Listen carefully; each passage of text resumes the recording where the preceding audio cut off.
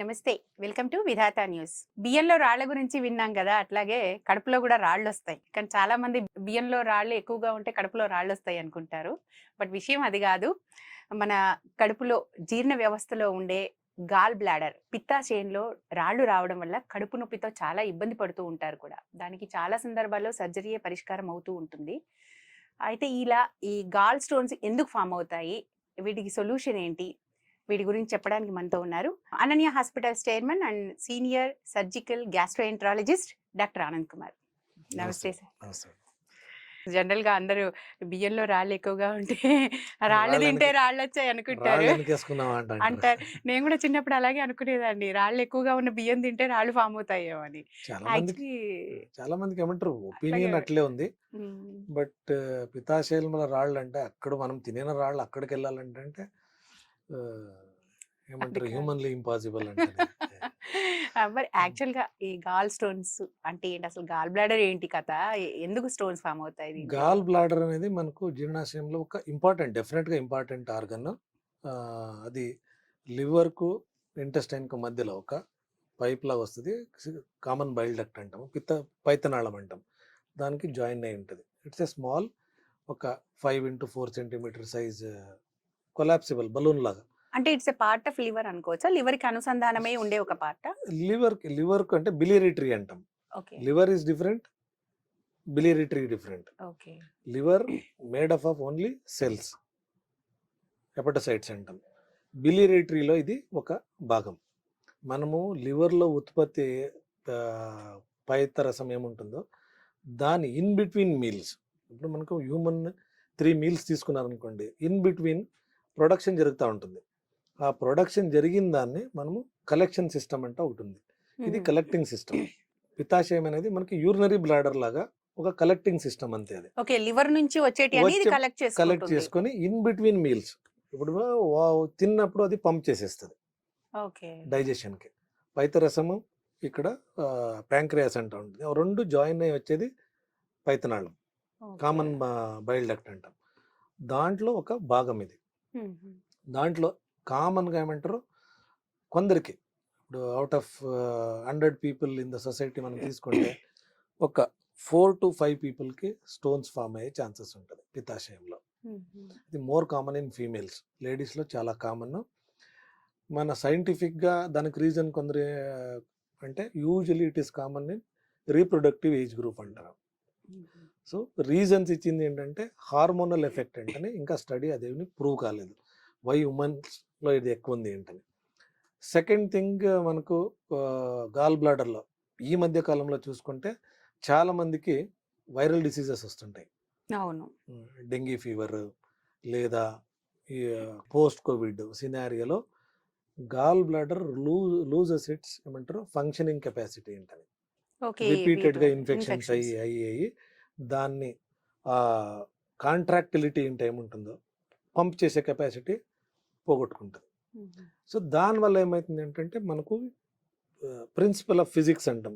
ఏ గ్లాస్లో అయినా ఒక గ్లాస్లో మనము వాటర్ జస్ట్ ఇక ఫిల్ చేసి పెట్టామంటే next day morning until unless there is continuous flow లేకపోతే నెక్స్ట్ డే మార్నింగ్ చూస్తే వాటర్ కలిగిన తర్వాత మనకు బాటంలో చిన్న ఇసుకలాగా పేస్ట్ లాగా ఫామ్ అయింది.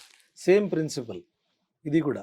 సో దీంట్లో మనము stone formation starts from a small paste లాగా స్టార్ట్ అయ్యి ప్రిన్సిపల్ ఆఫ్ ప్రెసిపిటేషన్ అంటాం.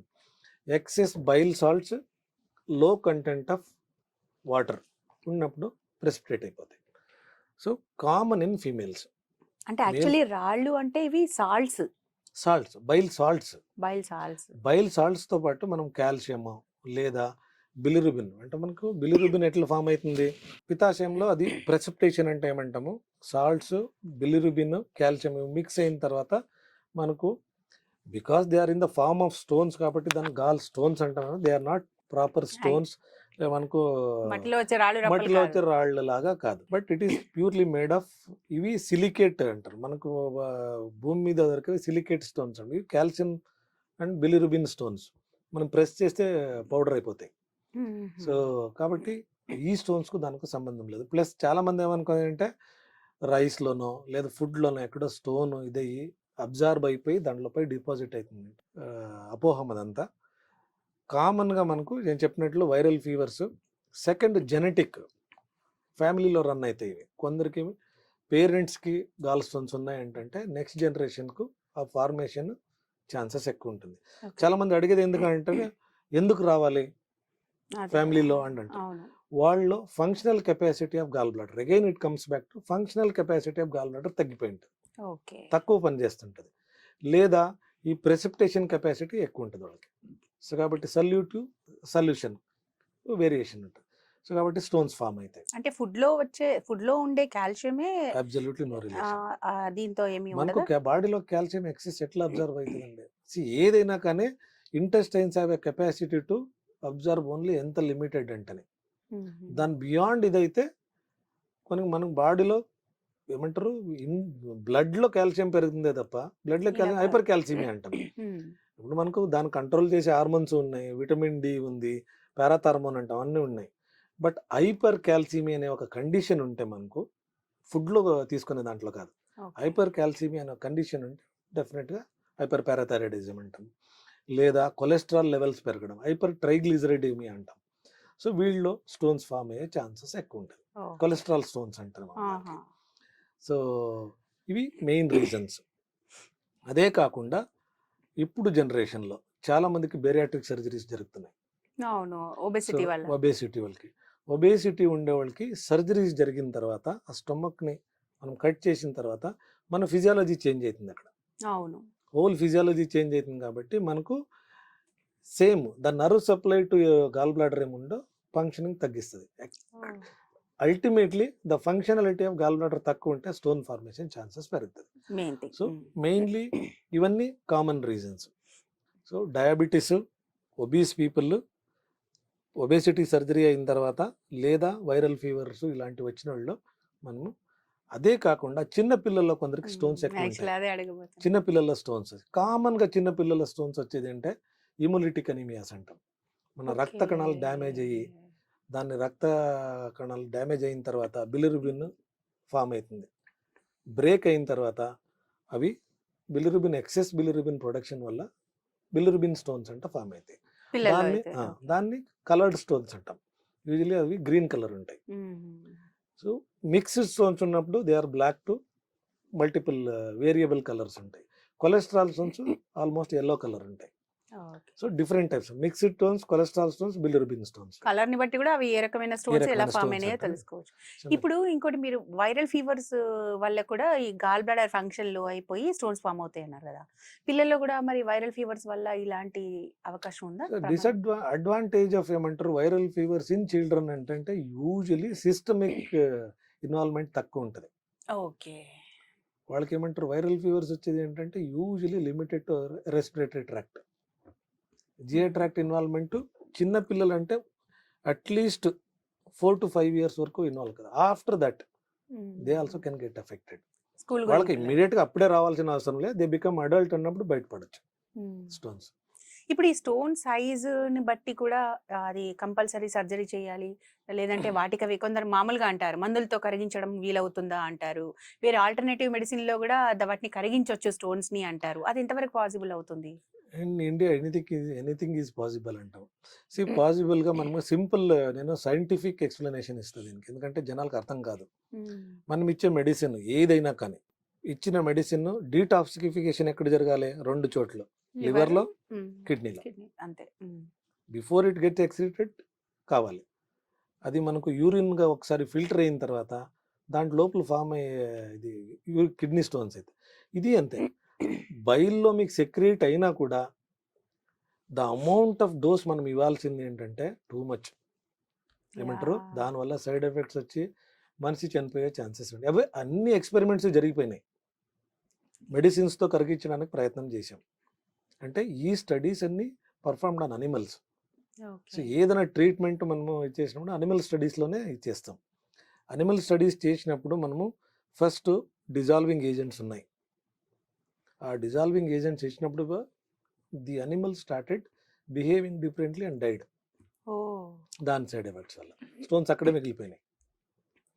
అదే కాకుండా డైరెక్ట్గా గాల్ బ్లాడర్లోకే కొన్ని డిజాల్వింగ్ ఏజెంట్స్ యూజ్ చేసినప్పుడు గాల్ బ్లాడరు కుళ్ళిపోయి ఇదై క్లయింట్స్ చనిపోయి ఉండేది. అది సక్సెస్ అవ్వాల. సో దాని తర్వాత ఏమంటే ఇది ఒక ఇంపార్టెంట్ ఆర్గనే కాబట్టి మనం తీసేస్తే వర్సెస్ తీయకపోతే ఏం జరుగుతుంది ఏంటని స్టడీస్ జరిగినాయి. So comparison normal gall bladder ఉండేవాళ్ళకి తీసేస్తే ఏమవుతుంది క్లయింట్స్, డిసీజ్ గాల్ బ్లాడర్ తీసినట్టు కంపేర్ చేసుకుంటే ఆల్మోస్ట్ నార్మల్ గాల్ బ్లాడర్ తీసేసిన అనిమల్స్ ఒక 3 months వరకు దే సఫర్డ్ కొంచెం డైజెస్టివ్ ఇష్యూస్ అడ్జస్ట్మెంట్ అది. దాని తర్వాత అది బికేమ్ నార్మల్. ఓకే, అడాప్ట్ అయిపోయాయి. అడాప్షన్. డిసీజ్ గాల్ బ్లాడర్లో ఏమంటే from day 1 nothing happen to the clients.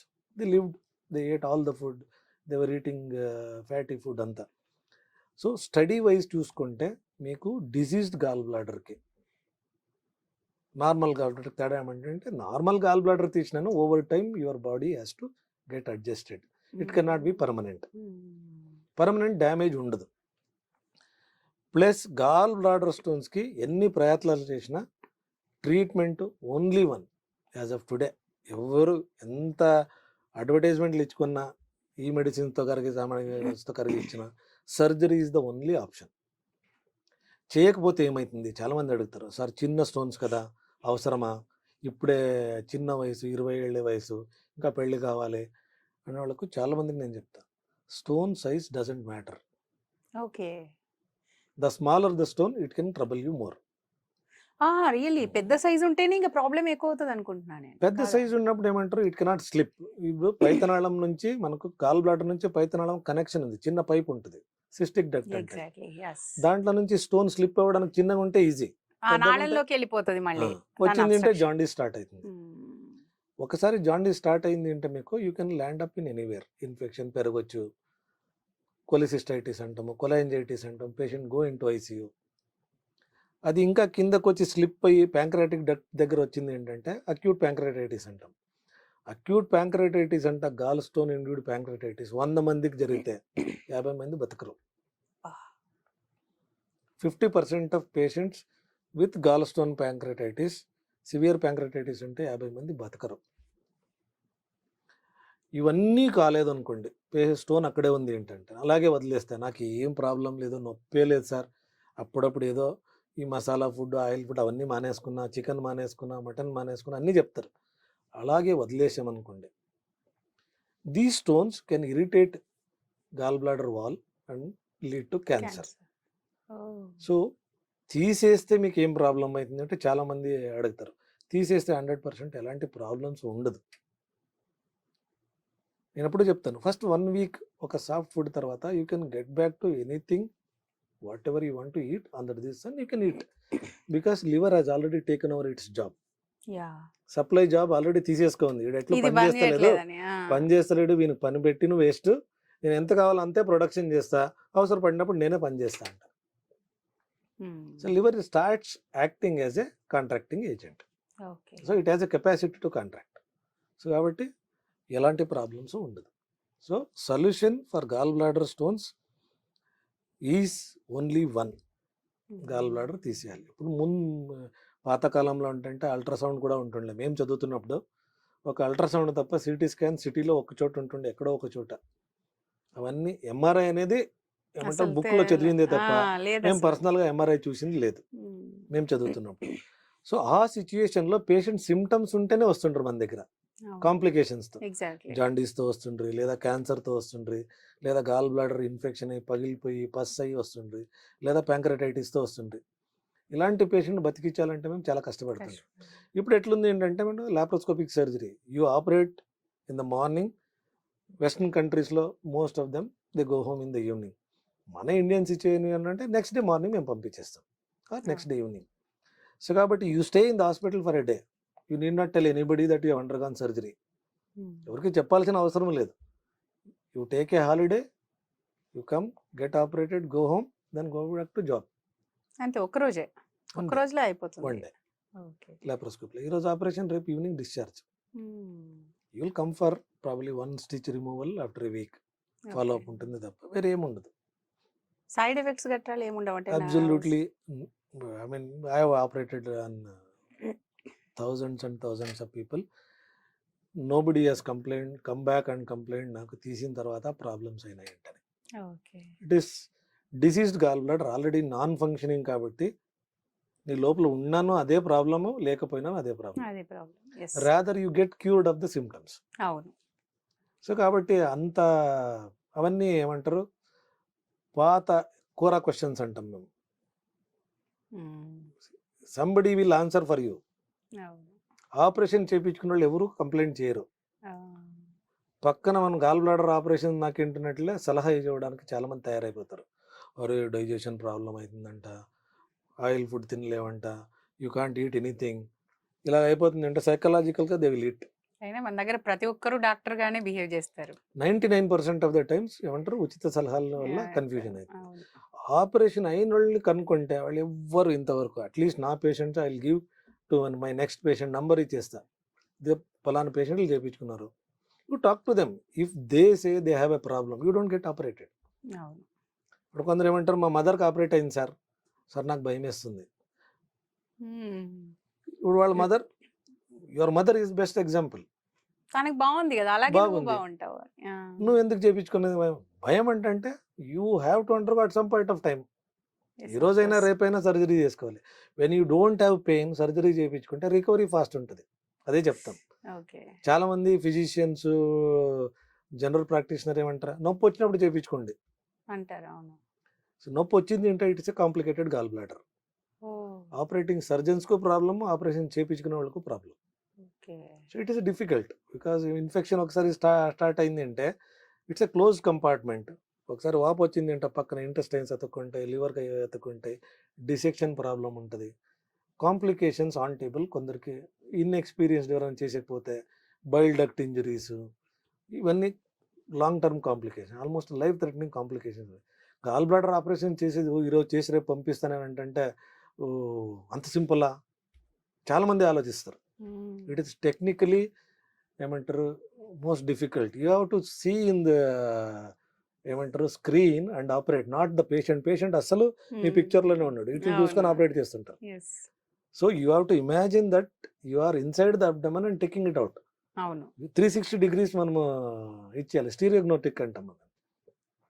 So it's the most trained సర్జన్స్కి it is most easy to do.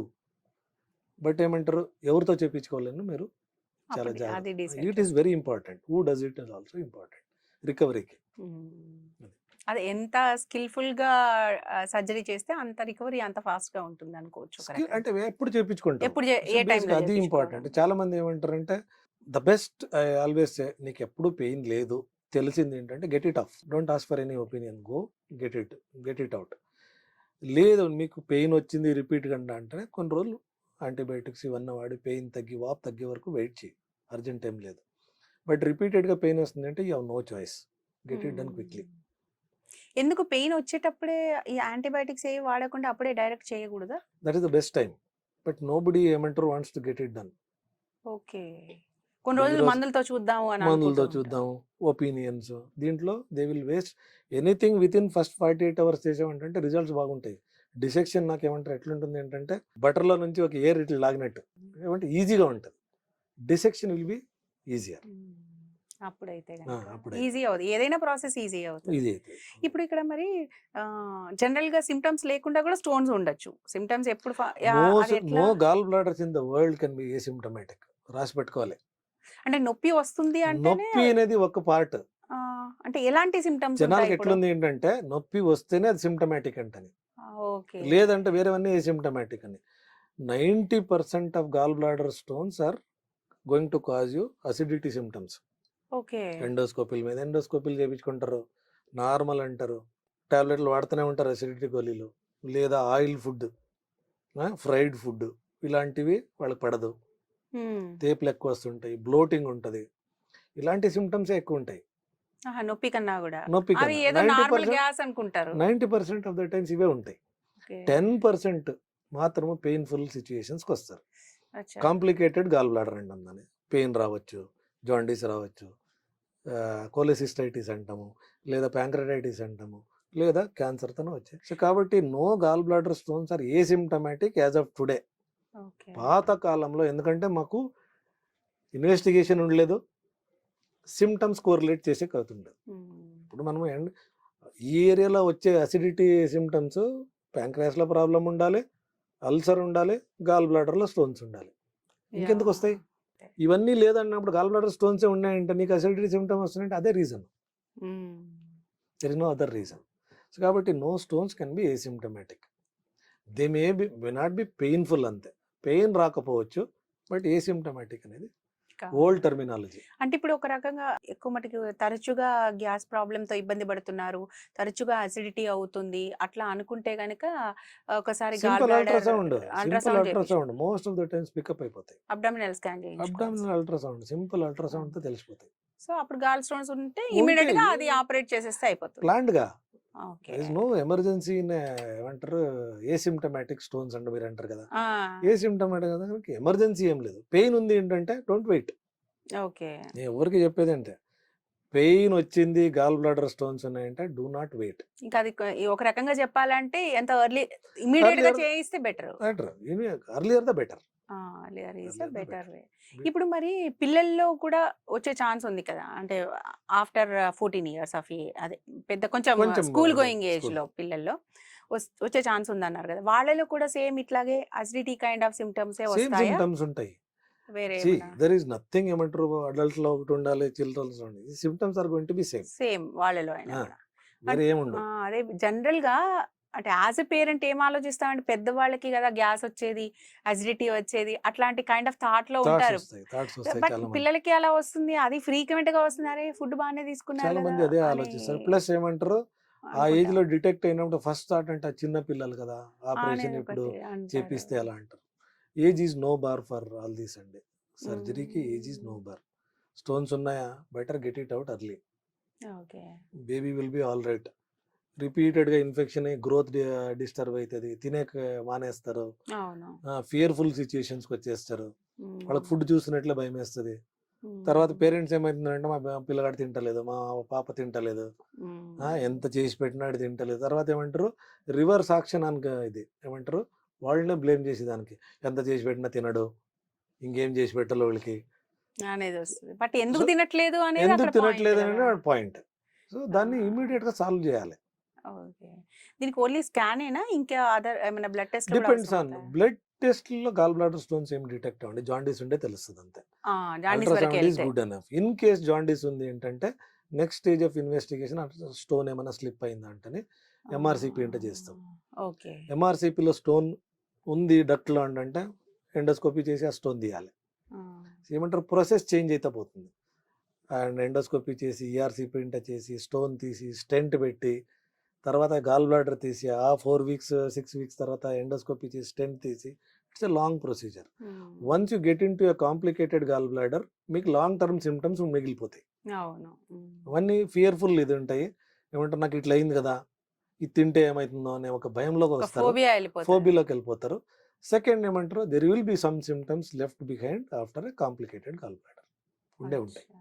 అందుకని అంతవరకు తీసుకెళ్ళకూడదు. ఇప్పుడు ఇంకోటి కొన్నిసార్లు అంటుంటారు కదా, బైల్ డక్ట్ లో అబ్స్ట్రక్షన్, స్టోన్ వల్ల అబ్స్ట్రక్షన్ ఏర్పడుతుంది. అలాంటప్పుడు ఈ పైత్యరసం ఏదైతే బైల్ జ్యూస్ ఉందో అది రిటర్న్ వెళ్ళిపోతుంది అనేది. రిటర్న్ ఏం కాదు, దాన్ని అబ్స్ట్రక్షన్ అయిన తర్వాత ఏమంటారు బిలిరుబిన్ విల్ రిఫ్లెక్స్ బ్యాక్ ఉంటుంది బ్లడ్, దాన్నే జాండీస్ అనేది. మనం బిలిరుబిన్ లెవెల్స్ పెరిగిపోతాయి, అది బ్లడ్ లో కూడా పెరుగుతాయి, బ్లడ్ లో జాండీస్ వచ్చేది దానివల్లనే. Obstruction to flow. ఇంకా అప్పుడు ఇది కాంప్లికేషన్ అవుతుంది. అప్పుడు ఇమిడియట్ గా ఎమర్జెన్సీగా సర్జరీ చేస్తే, ఎమర్జెన్సీగా ఎండోస్కోపీ చేయాలి, ఫస్ట్ స్టెంట్ వేయాలి, దాని కాంప్లికేషన్స్ వేరే. అంత దూరం వెళ్ళేదానికి నాకు తెలిసినప్పుడు చేపించేసుకోవాలి. ఏమంటారు చాలా మంది భయపడేది ఏమంటే భయపెట్టిస్తున్నారు, త్వరగా సర్జరీ చేయలేమంటారు. You get it operated by whom ever you want, but get it done. అది నెగ్లెక్ట్ చేయకూడదు. Okay, correct. ఇప్పుడు చాలా సందర్భాల్లో కొన్నిసార్లు అంటే అబ్డామినల్ స్కాన్ లోనే, అంటే ఈ లోపల పొట్ట లోపల ఉన్న ఏ ఆర్గన్స్ లో అయినా కూడా ఇట్లాంటి ఏమైనా ఉంటే కాకతాళీయంగా ఏవో స్కాన్ చేపించినప్పుడు, అల్ట్రాసౌండ్ చేయించినప్పుడు బయటపడుతుంటాయి కదా. అంటే గాల్ స్టోన్స్ కి అంటే పర్టికులర్ గా ఈ ఏజ్ నుంచి ఏమైనా చేయించుకోవాలి? There is no age. చెప్పాను కదా, my youngest patient is 4 years kid, 4 years 4 years kid. వాళ్ళకి హిమోలిటిక్ అనీమియాస్ అంటాం. అప్పుడు స్ప్లీన్ తీయాలి, గాల్ బ్లాడర్ తీయాలి. అంటే స్ప్లీన్ లో ప్రాబ్లం ఉండడం వల్ల హిమోలిటిక్ అనీమియా స్ప్లీన్ కాదు, హిమోలిటిక్ అనీమియా వల్ల స్ప్లీన్ లావ్ అయిపోతుంది. అంటే ఇవి రెడ్ బ్లడ్ సెల్స్ అన్ని తినేస్తా ఉంటుంది, స్ప్లీన్ లో డ్యామేజ్ అవుతా ఉంటాయి, ఐరన్ పెరుగుతుంది, బిలిరుబిన్ పెరుగుతుంది, మళ్ళీ వాపస్ వచ్చి లివర్ నుంచి సెక్రీట్ అవ్వాలి, గాల్ బ్లాడర్ లో స్టోన్స్ ఫామ్ అవుతాయి. ఇప్పుడు వాళ్ళకి కూడా ఇప్పుడు ఫర్ ఎగ్జాంపుల్ ఎవరైతే మీరు చెప్పిన ఆ 4 years కిడ్ ఎవరైతే ఉన్నారో తనకి కూడా సేమ్ సిమ్టమ్స్ ఏనా? సేమ్ సిమ్టమ్స్, చేంజ్ ఏం లేదు. వాళ్ళకి ఏమంటారు జాండీస్, కంటిన్యూస్ జాండీస్ ఉంటుంది వాళ్ళకి, ఎందుకంటే హిమోలిటిక్ అనీమియా కదా. సో ఇన్వెస్టిగేషన్ లో త్వరగా బయటపడుతుంది. అవును, అలాంటి సిమ్టమ్ త్వరగా బయటది, ఏదో టెస్ట్ చేపిస్తూనే ఉంటాం కాబట్టి త్వరగా బయటపడుతుంది. సో దాంట్లో కంపల్సరీ స్ప్లీన్ తీయాలి, గాల్ బ్లాడర్ తీయాలి. అలా లేకుండా మామూలుగా వేరే నార్మల్ గా టెస్ట్ చేయించినప్పుడు బయటపడ్డా ఇమిడియట్ గా సర్జరీ చేయించుకోవాలి. ఇమిడియట్ అనేది దానికన్నా planned surgery. See, there is elective surgery. Immediate గా అంటే don't neglect, sit on it. దాని మీద కూర్చొని ఏమంటారు చూద్దాంలే, నొప్పి వచ్చినప్పుడు చూద్దామంటే it can take you anywhere into ఏమంటారు డిజాస్టరస్ సిచ్యుయేషన్ కు తీసుకెళ్తారు. సో ఈ లెక్కన యాసిడిటీ, గ్యాస్ రిలేటెడ్ సమస్యల్ని కూడా నెగ్లెక్ట్ చేయకుండా, ఫ్రీక్వెంట్ గా వస్తున్నాయి అంటే నెగ్లెక్ట్ చేయకుండా నెగ్లెక్ట్ చేయకూడదు. ఏ సిమ్టమ్ అయినా రిపీటెడ్ గా వచ్చింది ఏంటంటే it has a reason. Either ఏమంటారు లైఫ్ స్టైల్ ప్రాబ్లం ఉండాలి, డిసీజ్ అనే ఉండాలి. If it is life style related నువ్వే చేంజ్ చేసుకోవాలి. చాలా మంది ఏమంటారు ఎన్న డాక్టర్ దగ్గరికి వెళ్ళినా నాకు సెట్ అయితలేదు అంటారు. లాస్ట్ లో ఏమంటారు నన్ను ఏమంటారు యూఆర్ సైకియాట్రిక్ పేషెంట్, నీకు అంత సైకోసోమాటిక్, నీకు ఇది లేదు అంటే. ఇప్పుడు lifestyle you have to deeply go into lifestyle. Problem అక్కడే ఉంటుంది. No human problems are without a reason, let it be psychiatric కానీ. How to rewind and set it. ఇదేంటి ఎందుకు నేను అందుకు ఆలోచిస్తున్నా, నేను నార్మల్ కావాలి అంటే. I have plenty of patient. ఎంత ఇన్వెస్టిగేషన్ చేసినా సాఫ్ట్వేర్ వాళ్ళ ఎంత ఇన్వెస్టిగేషన్ చేసి నీకు ఏమీ జబ్బు లేదురా, first sit down and take a step back. ఒక్క స్టెప్ వెనకెళ్ళి ఆలోచించు, నేను ఎందుకు ఇలాగ అవుతున్నా అంటే. లేదు సార్ నాకు అయిపోయింది సార్ నా పని. నిజంగా మీరు ఎవరు చెప్పలేకపోతున్నారు sir. Recently also I discharged a patient. Ultimately I have to put him on psychiatric drug. So కొందరికి సైకియాట్రిక్ డ్రగ్స్, సైకియాట్రిస్ట్ అడ్వైస్ తీసుకొని ఓవర్ టైం వాళ్ళని we have to get back into the society. So they will be ఏమంటారు jobless అవుతారు, ఉండే job వదిలేసుకుంటారు, ఊరికి వెళ్తారు, ఫ్యామిలీకి trouble. ఇప్పుడు ఏమంటారు సొసైటీ ఎట్లుంది ఏంటంటే one has to earn to live. పేరెంట్స్కి అదే ఉంటుంది. పాపం పేరెంట్స్ ఊరు నుంచి వచ్చి సార్ వీడు పని చేయకపోయినా పర్లేదు సార్, మంచిగా ఉంటే చాలు అంటే తీసుకెళ్ళిన వాళ్ళు ఉన్నారు. So we have to understand human body ఏమంటారు it's not a very complicated. ఇది no better person can understand by other than yourself. నీ బాడీ గురించి నీకు అవగాహన 200% ఉంటుంది తప్ప నీ ప్రాబ్లం ఏంటంటే నీకు తెలిసిపోతుంది. కాకపోతే దాన్ని కీన్ గా అబ్జర్వ్ చేసుకోవాలి. నీ బాడీ ఏం చెప్తోంది నీకు అనేది అబ్జర్వ్ చేసుకోవాలి. ఎందుకు వచ్చింది అంటే ఆలోచించాలి. Sit back and think there is a solution which can be ఏమంటారు just a thought process or some medicines or some intervention. So అయితే ఈ లెక్కన ఇంకా గాల్ బ్లాడర్ లో ఇవన్నీ కూడా ఉన్నాయని మిత్స్. కొన్ని రోజులు అయ్యాక సీరియస్ అయ్యాక చేయించుకోవాలి, నొప్పి వస్తేనే చేయించుకోవాలి అనుకోవడం చాలా మంది ఉండే మిత్ ఏంటంటే అది ఏమంటారు పేషెంట్స్ నే నేను అన్ను. Even physicians old generation thoughts ఇంకా కొన్ని especially other than surgeons. Physicians దగ్గరికి వెళ్ళినప్పుడు ఇప్పుడేముంది తెలిసింది కదా, నొప్పి వచ్చినప్పుడు చేయించుకో, దానివల్ల నీకేమి ఇబ్బంది లేదు కదా అంటే అన్నప్పుడు పేషెంట్ కి ఫస్ట్ థింగ్ ఇస్ ఇదేం ప్రాబ్లం చేస్తుంది, వచ్చినప్పుడు చూద్దాంలే అనిపిస్తుంది. వచ్చినప్పుడు ఏమంటారు కొంత డిజాస్టర్ ఉంటుంది. People we have lost people. Even one patient is important for me. Why should I lose? ఏమంటారు ట్రీటబుల్ కాజ్ ఉన్నప్పుడు why should I lose that patient? Okay ఇది క్యాన్సర్ అయిందా, స్టేజ్ 4 ఉంది, నేనే కూర్చొని చెప్పేస్తా. If it is my parent I would not do anything. I won't say don't do anything. మీ నాన్నకి ఏది ఉంటున్నా మీ మదర్కి ఏది ఉంటే చెప్పండి నేను, క్యాన్సర్ అడ్వాన్స్డ్ ఉంటే. If it was my father or my parent, I wouldn't do it. There is no point in troubling them. Life is limited. Take care of them. వాళ్ళకి మళ్ళీ అది ట్రీట్మెంట్ ఇది అనేదానికన్నా you are not going to extend their life beyond a stage. There may be pressurised అడ్వర్టైజ్మెంట్లు వస్తుంటాయి, cancer survivors, disease survivors. That one cannot replace 80% of our population still can't afford. Affordable ఉండేవాళ్ళు, they detected early, got it cured, వాళ్ళు చెప్పాల్సింది I got it detected early, I got it cured. ఇది చెప్పాలి తప్ప ఏ స్టేజ్లో నన్ను క్యూర్ చేస్తానంటే అది ఏమంటారు, ఇట్స్ టూ మచ్ ఏమంటారు స్ట్రెచింగ్ అనే స్ట్రెయింగ్ అంటే. సో ఇదే మన గాల్ బ్లాడర్ కి కూడా వర్తిస్తుంది. అది అంతే అంత దాకా అంత వెళ్ళకుండా దాకా వెళ్ళకుండా ముందే చేయించుకోవడం. చేసేసుకుంటే దాన్ని అనవసరంగా స్ట్రెచ్ చేయకూడదు. చేయకూడదు. Thank you sir. Thank you.